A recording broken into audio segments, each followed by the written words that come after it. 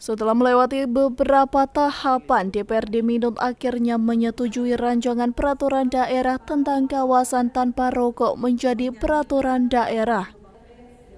Hal tersebut dibenarkan dalam rapat paripurna yang dilaksanakan pada Selasa 14 Juli tahun 2023. Yang dihadiri Bupati Minahasa Utara Joneganda dan Wakil Bupati Kevin Lotulung. Dalam pandangan fraksi, sebanyak 5 fraksi menyetujui Ranperda kawasan tanpa rokok menjadi peraturan daerah.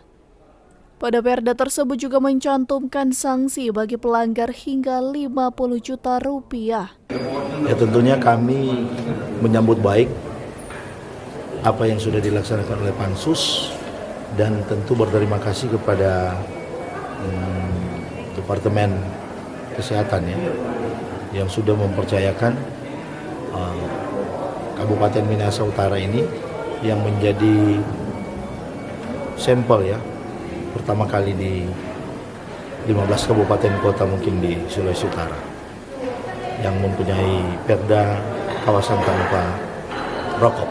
Tentunya ketika kita sudah diatur dengan aturan, yang pasti sanksi-sanksi itu akan dijalankan. Bupati Minahasa Utara Joneganda yang mengikuti secara daring dalam sambutannya juga menjelaskan, rokok adalah pengeluaran terbesar kedua masyarakat dibandingkan makanan bergizi seperti telur atau kebutuhan pokok lainnya.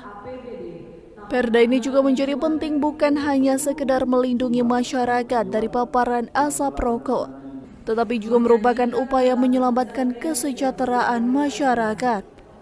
Dari Minahasa Utara, Brian Umbo melaporkan untuk Kawanua TV.